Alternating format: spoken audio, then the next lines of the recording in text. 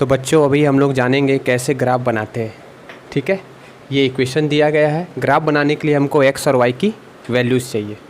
तो हम क्या करेंगे, y को उधर भेज देंगे 2x + 3, y माइनस उधर जाएगा तो क्या हो जाएगा +y।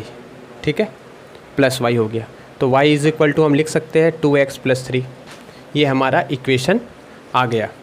अब क्या करते हैं, अलग अलग वैल्यूज़ लेते हैं। सबसे पहले पुट करेंगे व्हेन x = 0, x की जगह 0 पुट करो तो y कितना आ जाएगा बताओ, 2 × 0 + 3, तो y आ जाएगा 2 × 0। किसी भी चीज़ से किसी को मल्टीप्लाई करते हैं 0 के साथ तो वो क्या आता है 0। तो ये हमारा 0 + 3 कितना हो गया 3, तो y कितना आया 3 जब x कितना था 0। दूसरा पॉइंट लेते हैं व्हेन y = 0, y = 0 लेंगे तो बताओ इक्वेशन में क्या आ जाएगा, 0 = 2x + 3, +3 को उस साइड भेजेंगे क्या हो जाएगा -3 = 2x। देखो साथ में जो रहता है वो कहाँ चला जाता है बताओ, यानी हम इसको ऐसा भी लिख सकते हैं 2x = -3, है कि नहीं।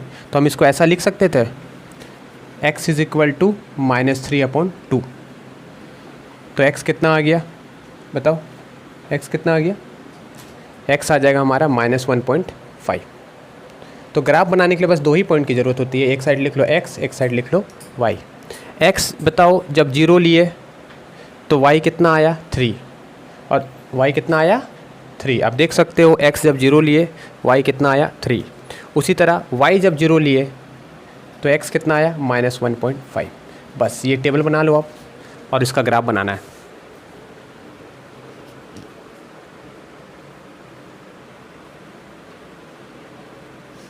आप चाहते यहाँ पर x की वैल्यू 1 2 3 4 5 6 7 कुछ भी लेकर के बना सकते थे, पर मुझे ये इजी लगता है।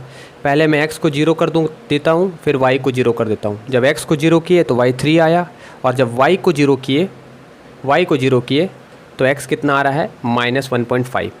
तो ये हमने टेबल बना दिया। अब देखो कैसे ग्राफ बनाएंगे। ग्राफ बनाने के लिए सबसे पहले हम XY लाइन एक बना देंगे ग्राफ पेपर में। चाहो तो आप इसको सिंपल पेज में ही बना सकते हो। ऊपर होता है +y एक्सिस, नीचे होता है -y, इस साइड होता है +x, इस साइड होता है -x, इधर होता है 0। इसको हम ओरिजिन कहते हैं। आप बताओ मुझे ज़रा सोच करके, x कहाँ से कहाँ लाई कर रहा है, 0 से -1.5, यानी 0 इधर है, ये 1 होगा मान लो, ये होगा 2। इस साइड माइनस होता है x एक्सिस, है कि नहीं, इस साइड माइनस होता है और इस साइड क्या होता है प्लस। तो इधर आप ले सकते थे 1 और इधर ले सकते थे 2। तो -1.5 कहाँ आएगा, यहाँ आएगा। तो आप इसको ऐसे मार्क कर सकते हो। जब आपने x को 0 लिखा, सॉरी x -1.5 है तो y कितना है 0। देखो y ऊपर है, ध्यान से सुनना, y कहाँ पर है ऊपर। तो जब y 0 है तो x कितना है -1.5।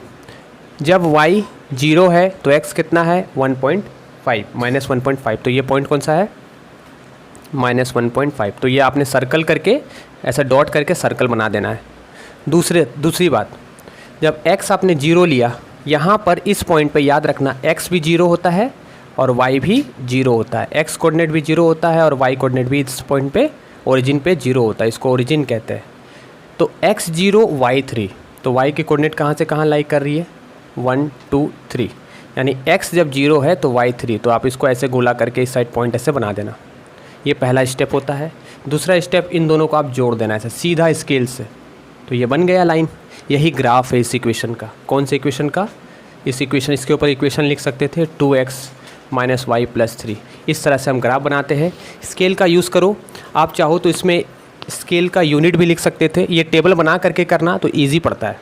अगर आप टेबल नहीं बनाओगे, इस टेबल को नहीं बनाओगे तो फिर आपको प्रॉब्लम होगा ये प्लॉट करने में। x 0 था, यहाँ पर 0 है, y कितना है 3, y 3 कहाँ होता है 1 2 3, 0 पे 3 मार्क कर दिए। दूसरा क्या बोल रहा हूँ, y 0 पे x -1.5 है, y 0 पे x कितना है -1.5। इस तरह से हम प्लॉट करते हैं, ठीक है ना। तो ये हमारा ग्राफ हो गया। जो इक्वेशन रहता है उसको लाइन के इक्वेशन के ऊपर लिख देते हैं, ठीक है। और स्केल का यूज़ करना है, ऐसे नहीं बनाना है, स्केल का यूज़ करके ही बनाना है। दूसरी बात, तुम चाहो तो ग्राफ पेपर में भी बना सकते हो।